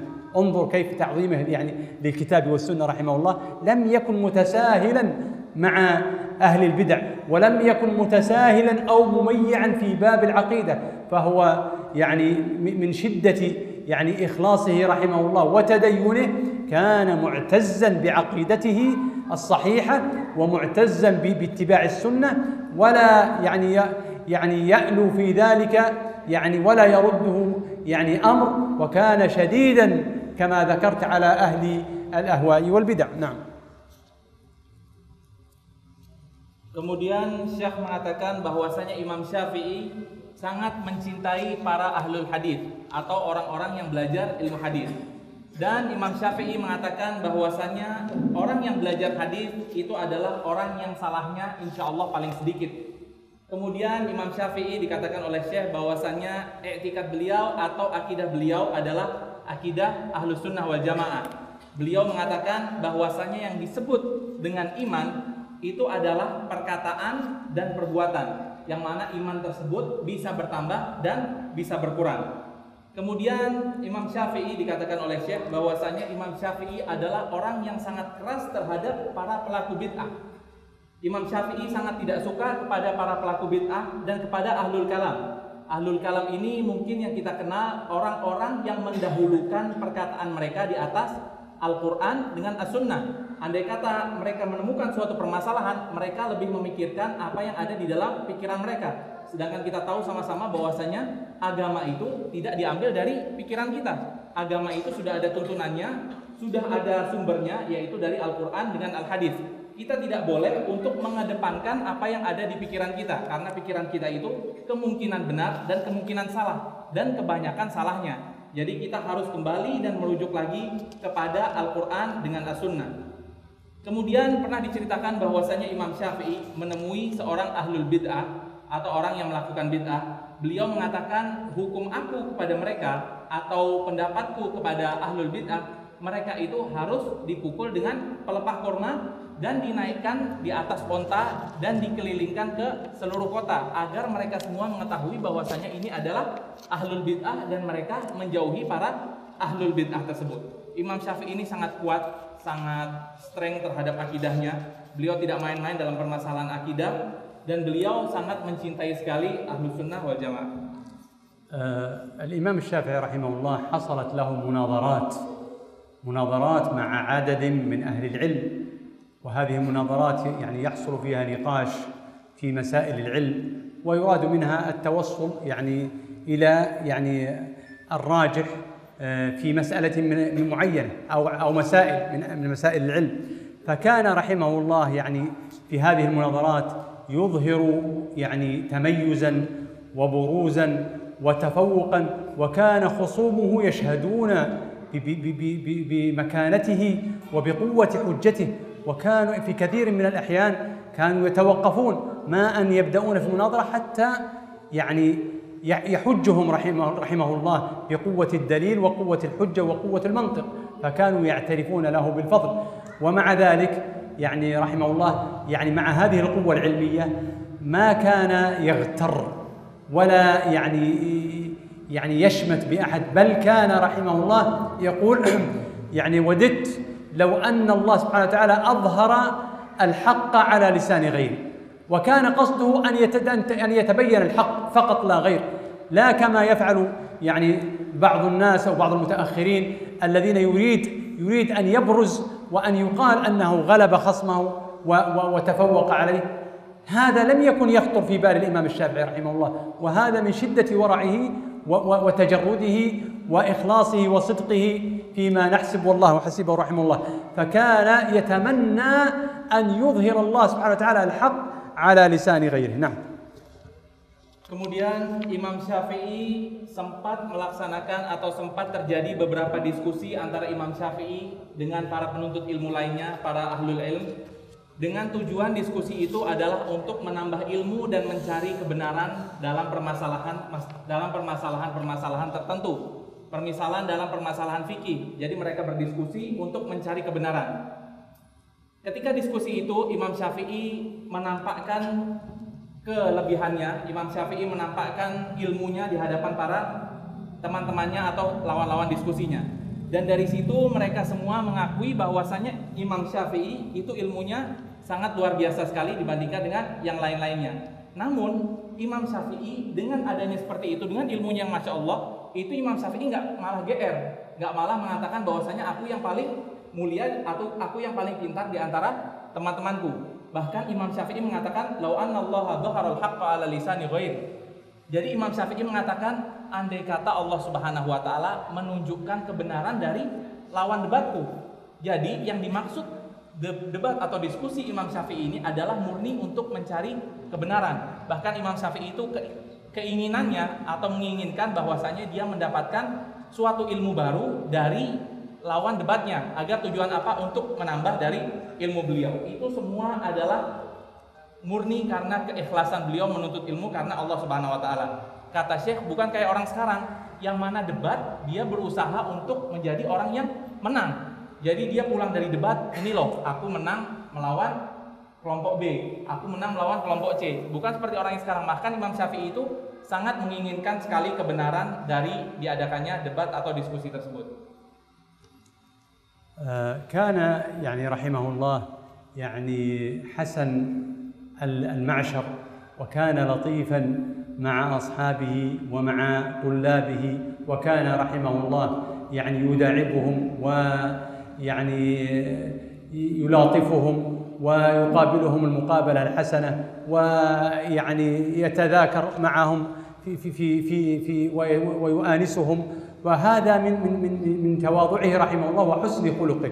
لم يكن يعني متعاليا على الناس أو على أصحابه أو على التلاميذ، بل كان يعني مع شدة انشغاله وكثرة يعني مسؤولياته يعني انكبابه على العلم والتعليم، لكنه كان يخص أصحابه يعني بشيء من الزيارة والملاطفة والمؤانسة، حتى أنه إذا سمع يعني عن أحد طلابه أنه يعني مريضا ذهب إليه يعوده، كما حصل عندما زار الإمام أحمد رحمه الله وكان في بغداد. عندما سمع أن الإمام أحمد مريض ذهب إليه يعوده، والإمام أحمد كما مر معنا من طلابه من تلاميذه. فالشيخ يعني يتواضع ويذهب إلى تلميذه يزوره، فلما رآه الإمام أحمد قام إليه وقبله بين يديه وأجلسه. ثم يعني إن الإمام رحمه الله يعني مكث عنده ويعني دعا له وجلس معه، ثم وقام معه الإمام أحمد وهو مريض، تحامل على نفسه يعني إكراما لمجيء الشيخ، حتى يعني ركب على دابته ومشى معه. يعني كان الإمام الشافعي على دابته والإمام أحمد يمشي معه. كان أيضا يعني كان طلابه يجلونه ويعظمونه، يعني كما أيضا جاء عن الإمام أحمد أنه كان يعني عندما كان يعني في مكة، مرة من المرات جاء الإمام أحمد إلى مكة، وكان الإمام الشافعي في مكة، وكان سفيان بن عيينة في مكة، وسفيان إمام من أئمة الحديث، والإمام أحمد محدث. فعندما جاء الإمام الشافعي ترك مجلس الإمام ابن عيينة وذهب إلى الإمام الشافعي، يعني فرحا بقدومه ورغبة في الانتفاع والاستفادة وطلب العلم على يدي الإمام الشافعي رحمه الله تعالى. وهذا يعني من حرص يعني الطلاب على يعني الانتفاع بإمامهم ولمعرفتهم بعلو منزلته وبمكانته العلمية. نعم. Kemudian Imam Syafi'i rahimahullah, beliau adalah orang yang sangat lembut. Beliau sering juga bercanda kepada teman-temannya, sering juga bercanda kepada anak-anak kecil. Walaupun di kala itu beliau sangat sibuk sekali dengan menuntut ilmu. Beliau menghabiskan waktunya dengan menuntut ilmu, namun beliau tidak meninggalkan hal-hal yang berhubungan dengan kehidupan sehari-hari. Beliau sering berkunjung kepada teman-temannya. Bahkan dikatakan pada suatu ketika murid beliau yang bernama Imam Ahmad ibn Hanbal rahimahullah ketika itu sedang berada di Baghdad dan beliau dalam keadaan sakit. Imam Syafi'i pergi ke Baghdad untuk menziarahi atau untuk mendatangi murid beliau yang sedang sakit, yaitu Imam Ahmad ibn Hanbal. Jadi Imam Syafi'i ini adalah orang yang sangat tawadhu. Walaupun kesibukannya, walaupun aktivitasnya sehari-hari, beliau sangat tawadhu dan beliau tidak malu untuk mengunjungi murid beliau atau santri beliau yang ketika itu dalam keadaan sakit. Kemudian Imam Syafi'i ketika Imam Ahmad didatangi oleh Imam Syafi'i, Imam Ahmad yang tadinya sakit, kemudian beliau bangkit dan menuju Imam Syafi'i dan menyambut kedatangan Imam Syafi'i. Beliau datang dan beliau mencium kepala dari Imam Syafi'i. Jadi kalau di Arab sana itu orang menghormati bukan cium tangan tapi cium kepala. Jadi ketika itu Imam Ahmad mendatangi Imam Syafi'i dan kemudian mencium kepala dari Imam Syafi'i karena Imam Syafi'i adalah guru beliau. Yang Imam Ahmad tadinya sakit, beliau dipaksain untuk berjalan dan untuk menemani mengobrol Imam Syafi'i. Karena Imam Syafi'i sudah datang dari jauh-jauh hanya untuk menziarahi Imam Ahmad ibn Hanbal rahimahullah. Kemudian ketika berjalan, saking hormatnya Imam Ahmad ibn Hanbal sebagai muridnya kepada guru beliau Imam Syafi'i rahimahullah, maka Imam Syafi'i ketika berjalan, Imam Syafi'i disuruh naik di atas unta dan Imam Ahmad berjalan kaki. Itu adalah tawadhu di antara kedua imam tersebut. Kemudian pada suatu hari Imam Ahmad ibn Hanbal berada di Mekah, kemudian juga Imam Sufyan ibn Uyainah berada di Mekah. Dua-duanya Imam Ahmad dengan Imam Sufyan ibn Uyainah itu dua-duanya adalah imam ahlul hadis. Mereka berdua adalah imam ahlul hadis. Ketika Imam Syafi'i datang ke Mekah, maka Sufyan ibn Uyainah rahimahullah yang ketika itu beliau mempunyai pelajaran. Jadi beliau ketika itu mempunyai kajian seperti ini, beliau menyampaikan di depan murid-muridnya. Beliau meninggalkan kajian itu pada hari itu dengan tujuan apa? Dengan tujuan menyambut guru beliau yaitu Imam Syafi'i, dengan tujuan agar kedatangan Imam Syafi'i itu bisa digunakan dia untuk menimba ilmu apa yang belum ia dapatkan dari ilmu sebelumnya.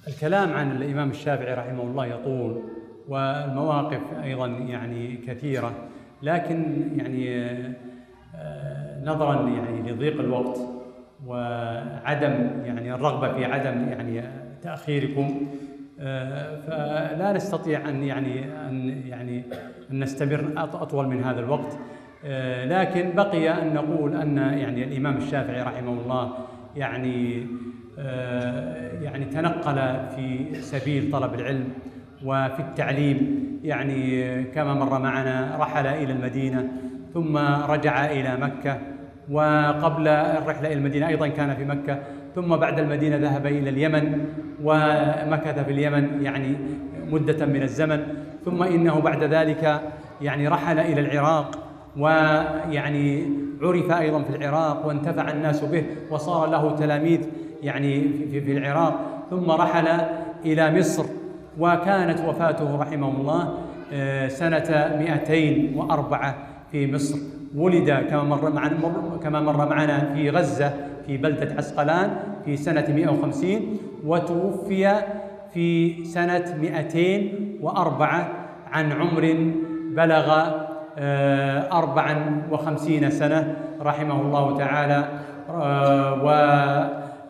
يعني قد يعني خلف في هذا العمر القصير خلف علما كثيرا ومؤلفات كثيرة، وحسبه رحمه الله أنه صار يشار إليه بالبنان على أنه إمام من أئمة المذاهب الفقهية الذي ينتشر مذهبه في أنحاء كثيرة من دول العالم الإسلامي اليوم، والناس تدعو له يعني في في صلواتها وفي أوقات الإجابة تدعو لهذا الإمام، وهذا من فضل الله عز وجل على هذا الإمام،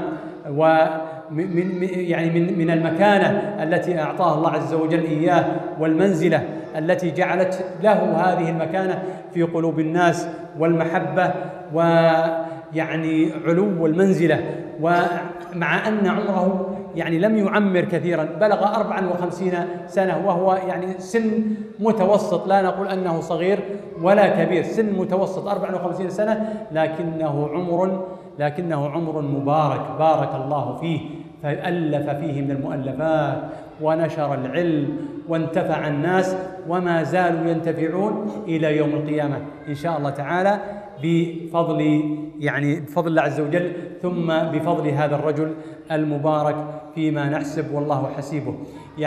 ما تبقى من الوقت أيها الإخوة، نتركه إن كان فيه سؤالين أو 3 فقط، ونختصر ثم نختم بإذن الله تعالى. Kemudian Syekh mengatakan bahwasanya kalau kita membahas tentang Imam Syafi'i, itu pembahasannya sangat luas dan sangat panjang sekali. Karena waktu kita pada malam hari ini terbatas, maka kita cukupkan karena Syekh juga tidak akan mengambil waktu kita lebih lama lagi. Kesimpulan dari apa yang dikatakan oleh Syekh yaitu Imam Syafi'i berpindah-pindah tempat, semuanya dalam rangka untuk menuntut ilmu. Pertama kali beliau di Mekah, kemudian beliau ke Madinah untuk menuntut ilmu, kemudian beliau kembali lagi ke Mekah, dan beliau sempat beberapa saat menuntut ilmu di Yaman. Kemudian setelah itu beliau juga sempat ke Irak, dan di Irak ini terdapat banyak sekali murid-murid dari Imam Syafi'i yang belajar kepada beliau. Kemudian setelah itu Imam Syafi'i sempat pergi juga ke Mesir, dan beliau meninggal di Mesir. Umur beliau ketika beliau meninggal yaitu 54 tahun. Tadi kita tahu sama-sama bahwasanya beliau lahir pada tahun 150 Hijriah dan beliau meninggal pada tahun 204 Hijriah. Umur beliau hanya 54 tahun dan beliau dimakamkan di Mesir. Walaupun umurnya hanya 54 tahun, namun Imam Syafi'i meninggalkan ilmu yang sangat luar biasa banyaknya. Dan Imam Syafi'i juga meninggalkan beberapa buku-buku karangan yang sangat luar biasa sekali manfaatnya. Beliau diacungi jempol oleh para ulama-ulama, dan beliau menyebarkan madhabnya sampai kita tahu saat ini bahwasanya madhab Syafi'i itu termasuk salah satu madhab besar yang menyebar ke seluruh penjuru dunia. Dan Imam Syafi'i saking berkahnya umurnya, beliau terus didoakan sampai saat ini. Seperti kita mengucapkan Imam Syafi'i rahimahullah, kita mendoakan agar beliau mendapatkan rahmat dari Allah Subhanahu wa taala. Itu semua karena berkah ilmu yang Allah Subhanahu wa taala berikan kepada Imam Syafi'i. Jadi mereka sampai mempunyai kedudukan di depan orang-orang. Imam Syafi'i sampai mempunyai kedudukan di kalangan para ulama-ulama. Jadi walaupun umurnya cuma 54 tahun, tapi umurnya umur yang berkah, umur yang mendapatkan barokah dari Allah Subhanahu wa taala. Itu semua kembali kepada kemurahan dan kemuliaan yang Allah Subhanahu wa taala berikan, dan setelah itu kembali kepada perjuangan beliau dalam menuntut ilmu. Insyaallah kita akan masuk ke pertanyaan.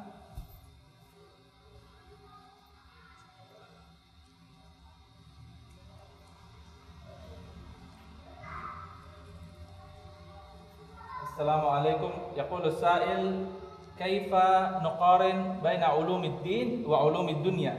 Lianna fi hadhihi al-azman katsirun minal aba yufaddiluna ulumad dunya ala ulumiddin li abnaihi. Jazakallahu khair.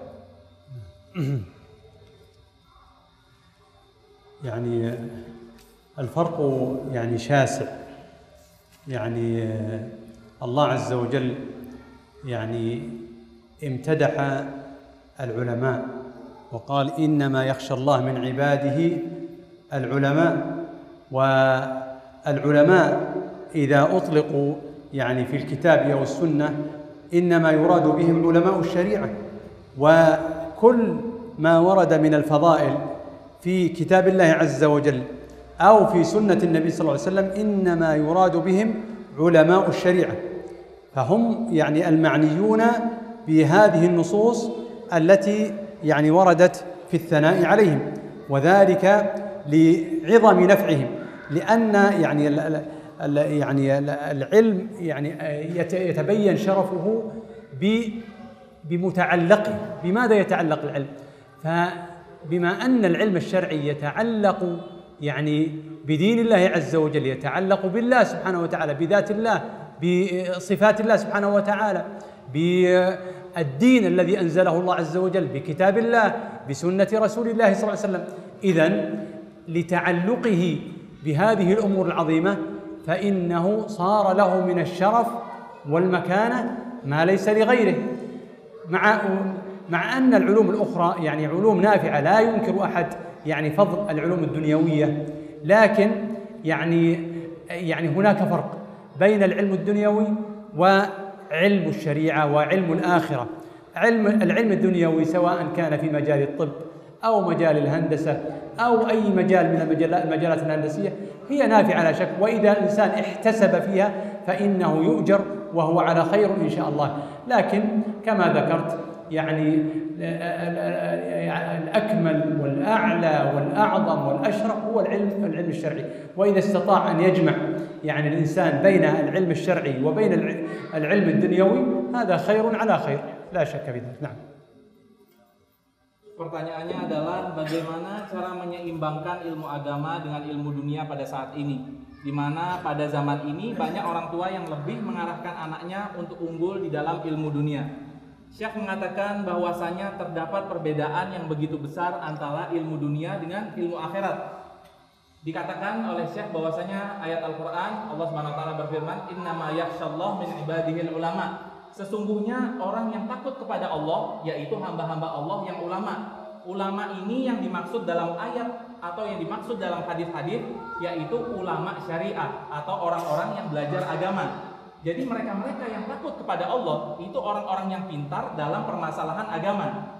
Dan segala sesuatu, segala pujian-pujian di dalam ayat-ayat Al-Quran, di dalam hadis-hadis dikatakan bahwasanya pujian yang dimaksud ulama atau yang dimaksud penuntut ilmu itu adalah penuntut ilmu syariah atau penuntut ilmu agama. Itulah yang dipuji oleh Allah Subhanahu wa taala dan dipuji juga oleh Rasulullah sallallahu alaihi wasallam dalam berbagai macam hadis-hadisnya.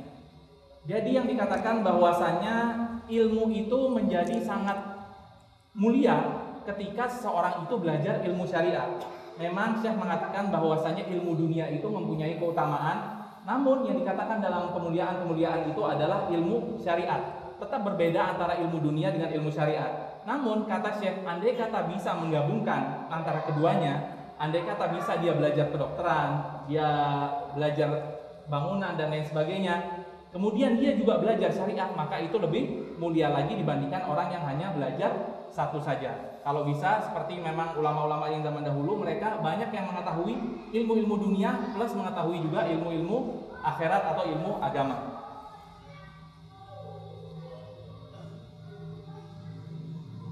Ada sa'ilun yaqul wa yas'al fadilatukum 'anil wahabiyyah. Ma hiya al-wahabiyyah wa ma yad'u ilaiha wa ma dzal farq baina asy-syi'ah wal firaq al-ukhra wa ma dha ra'yukum 'anil wahabiyyah? Jazakallahu khair. يعني هذا وإن كان الموضوع مختلف، نحن نتكلم عن الإمام الشافعي والأخ أدخلنا في موضوع آخر، لكن لا بأس من باب الفائدة إن شاء الله. نقول يعني وبالله التوفيق، نقول لهذا السائل يعني الوهابية هذه يعني فرية كبيرة، يعني نحن نعلم ونعرف المذاهب الإسلامية المعروفة عند أهل السنة والجماعة، وهي يعني المالكية والحنفية والشافعية والحنبلية، المذهب الشافعي والمالكي والحنفي والحنبلي، هذه المذاهب المعروفة. أما يعني الزعم بأن هناك مذهب اسمه مذهب الوهابية هذا كذب وغير صحيح أيها الأخوة. يعني لا يوجد مذهب اسمه مذهب وهابي. هذا الأمر وما فيه أيها الأخوة أن هذا الرجل الإمام محمد بن عبد الوهاب رجل خرج في القرن الثاني عشر في زمن يعني قد اختفى فيه كثير من العلم وغلب الجهل على البلد التي كان يقيم فيها، وهو يعني كان في بلاد نجد في بلاد المملكة العربية السعودية كان الجهل متفشيا، فخرج في هذا الوقت وعندما رأى يعني غلبة الجهل وقلة العلم وكثرة البدع وكثرة الانحرافات في باب العقيدة وفي مسائل الاتباع، قام هذا الرجل قومة رجل مصلح لم يأتي بجديد، وإنما ذكر الناس بأمرين: بقال الله عز وجل وقال الرسول صلى الله عليه وسلم. رجل عالم تعلم وطلب العلم وأفنى عمره في طلب العلم، ثم بدأ يدعو إلى الله، يدعو الناس إلى العقيدة الصحيحة، ويدعو الناس إلى اتباع السنة، ويدعو الناس إلى نبذ الشرك، ويدعو الناس إلى نبذ الجهل. لكن يعني كما هي سنة الله عز وجل الجارية، كل من يعني قام ليبين الحق لا بد أن يكون له أعداء، وأنتم تعلمون ما حصل للأنبياء، كل نبي من الأنبياء لا بد أن يخرج له من يعاديه، وآخرهم نبينا صلى الله عليه وسلم. تعلمون ماذا تعرض له من الأذى باللسان والأذى بالفعل. لماذا؟ لأنه جاء يعني يخرج الناس من الظلمات إلى النور عليه الصلاة والسلام، لأنه جاء بالتحذير من الشرك، لأنه جاءهم ليأمرهم بالتوحيد، توحيد الله عز وجل، ويعني جاءهم يعني باتباع السنة. فكل يعني من أراد أن يحول بين الناس وبين ما اعتادوا عليه لا بد أن يواجه بمثل هذا الافتراء وهذا الظلم. ومنهم الإمام محمد بن عبد الوهاب رحمه الله، أبدا يعني كتبه موجودة، يعني نحن نسمع كثير من يعني التهم والافتراءات على الإمام، لكن الإنسان يعني الذي ميزه الله بالعقل يعني لا يغتر بمثل هذا. يعني إذا أردت أن تتأكد وحتى لا تقع في الظلم، كتب الإمام محمد بن عبد الوهاب موجودة، بإمكان الإنسان أن يطلع على هذه الكتب، فإذا رأى فيها شيئا ممن يدعيه خصومه عند ذلك يكون معهم حق، وإذا لم يجد معنى ذلك أن الرجل قد تعرض لظلم وافتراء وأن خصومه بغوا عليه. والحق أيها الإخوة الذي يعني أدين الله عز وجل به وأقوله لله عز وجل شهادة حق، أن الرجل لم يأتي بشيء من عنده، وأكثر ما تسمعون من الكلام إنما هو كذب وافتراء. اتهموه أنه يعني لا يحب أهل البيت، وأنه يعني لا يحب النبي صلى الله عليه وسلم، وأنه يكره الصالحين وينكر، وهذا كله كذب. والدليل كتبه، ارجعوا إلى كتبه موجودة، ويعني اقرأوا بأنفسكم، اقرأوا وتأكدوا، أنتم أعطاكم الله عز وجل القدرة على القراءة والفهم، فلن تجدوا فيها شيئا مما يزعمه خصومه رحمه الله تعالى. نعم. Pertanyaan yang kedua, saya mau tanya sebenarnya Wahabi itu ajaran siapa? Mengajarkan apa? Dan apa bedanya dengan Syiah dengan aliran lainnya? Bagaimana tanggapan Syekh tentang Wahabi saat ini? Syekh mengatakan bahwasanya apa yang kita bahas malam ini sebenarnya nggak ada hubungannya sama Wahabi. Tapi nggak apa-apa deh, biar kita semua mengetahui kebenaran. Jadi Wahabi itu atau Al-Wahabiyah itu adalah kebohongan yang sangat besar sekali yang dinisbatkan kepada Imam Muhammad bin Abdul Wahhab rahimahullah. Madhab yang kita ketahui itu hanyalah 4 madhab: madhab Hanafi, Syafi'i, Maliki, dan Hambali. Gak ada namanya madhab Wahabi, itu gak ada, kata Syekh. Kemudian Syekh mengatakan bahwasanya orang-orang yang ada mengatakan madhab Wahabi itu semuanya adalah kadzib, itu semuanya adalah kebohongan. Tidak ada kebenaran sama sekali orang yang mengatakan bahwasanya Wahabi itu adalah madhab. Jadi ketika itu Syekh Muhammad bin Abdul Wahhab itu keluar kurang lebih, atau beliau muncul pada abad ke-12 Hijriah. Ketika itu memang di daerah yang beliau tinggal, yaitu daerah Najd yang sekarang kerajaan Arab Saudi ada di sana, itu dulu sangat sedikit sekali orang yang menuntut ilmu, sangat sedikit sekali orang yang belajar agama. Kebanyakan dari mereka orang-orang yang tidak mengerti apa-apa. Mereka menyembah pohon, mereka meninggalkan ilmu, dan mereka tidak ada yang mempunyai keinginan atau memurnikan kaidah atau ajaran agama Islam. Oleh karena itu, Imam Muhammad bin Abdul Wahhab rahimahullah, beliau keluar dalam rangka untuk memurnikan akidah yang ketika itu sangat melenceng sekali, jauh dari kebenaran. Orang-orang yang tidak menyembah Allah Subhanahu wa taala dengan sebenar-benarnya. Jadi Imam Muhammad bin Abdul Wahhab rahimahullah itu adalah imam muslih, seorang pembaharu yang mana tidak datang dengan membawa perkataan yang baru. Jadi Imam Muhammad bin Abdul Wahhab itu semua apa yang datang atau apa yang beliau ucapkan, apa yang beliau ajarkan itu adalah semuanya dari Al-Qur'an dan dari Al-Hadits. Jadi Imam Muhammad bin Abdul Wahhab kalau kita baca sejarahnya, beliau itu dari kecil juga menuntut ilmu ke berbagai macam tempat. Jadi nggak tahu-tahu datang, tahu-tahu menyampaikan apa yang beliau ketahui, tidak, tapi beliau juga menuntut ilmu dan menghafal Al-Quran dari mulai beliau kecil.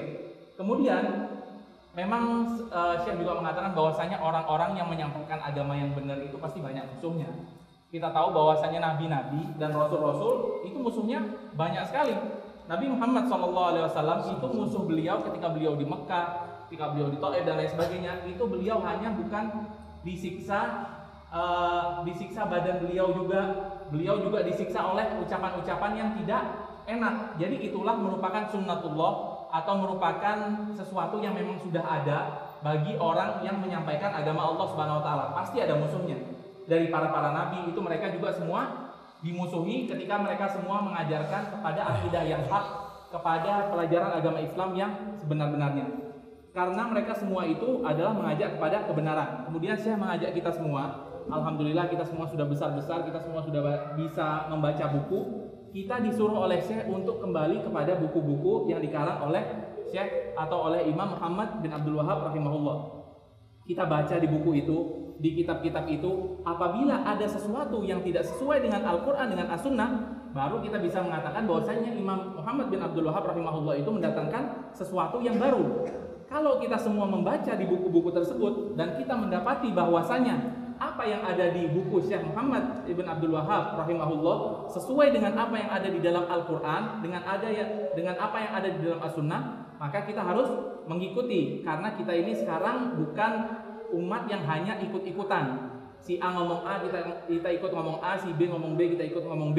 Tidak, tapi kita diberikan akal oleh Allah Subhanahu wa taala, kita bisa ngecek, kita bisa membuka buku-buku karangan dari Syekh Imam Muhammad bin Abdul Wahhab rahimahullah. Jadi semua apa yang dituduhkan oleh Syekh Muhammad bin Abdul Wahhab, beliau tidak mencintai Ahlul Bait, beliau tidak mencintai Rasulullah SAW, itu semuanya nggak benar. Kita bisa ngecek di buku-buku apa yang dikarang oleh Syekh Muhammad ibn Abdul Wahhab rahimahullah.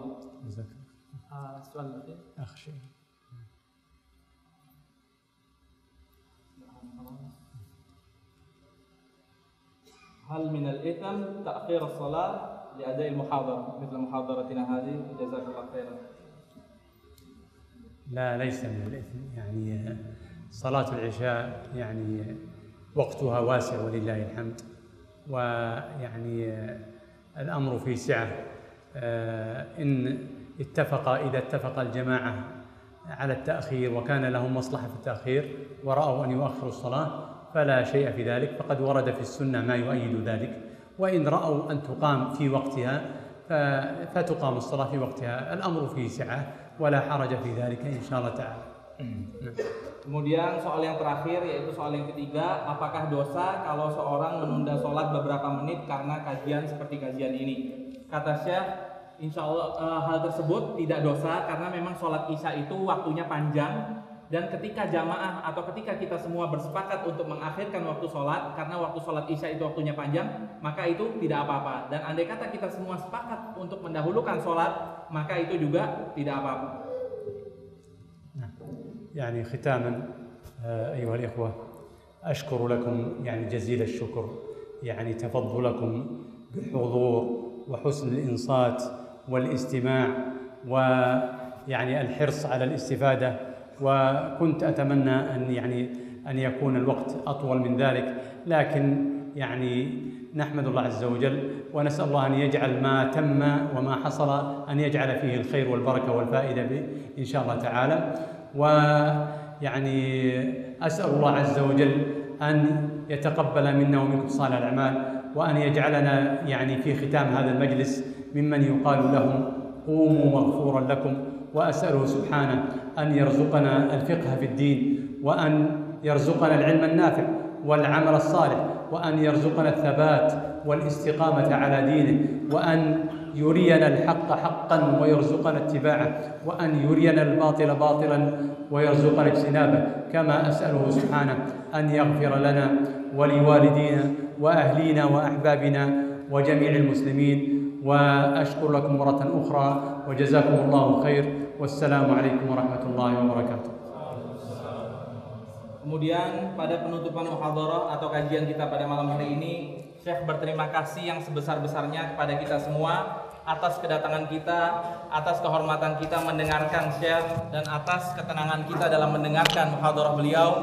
Beliau sebenarnya ingin agar waktu ini lebih panjang lagi, namun waktu yang membatasi kita. Insya Allah semuanya yang datang pada kajian malam hari ini semuanya mendapatkan berbagai macam ilmu, mendapatkan faedah dari apa yang Syekh ucapkan.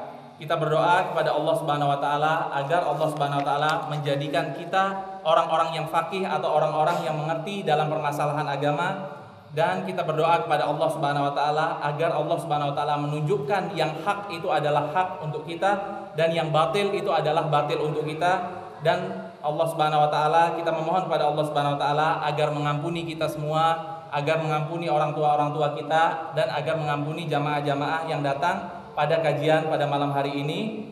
Kurang lebih itu semua, andai kata ada kebenaran semuanya dari Allah, andai kata ada kesalahan semuanya datang dari diri kita pribadi. Wabillahi taufik, wassalamualaikum warahmatullahi wabarakatuh.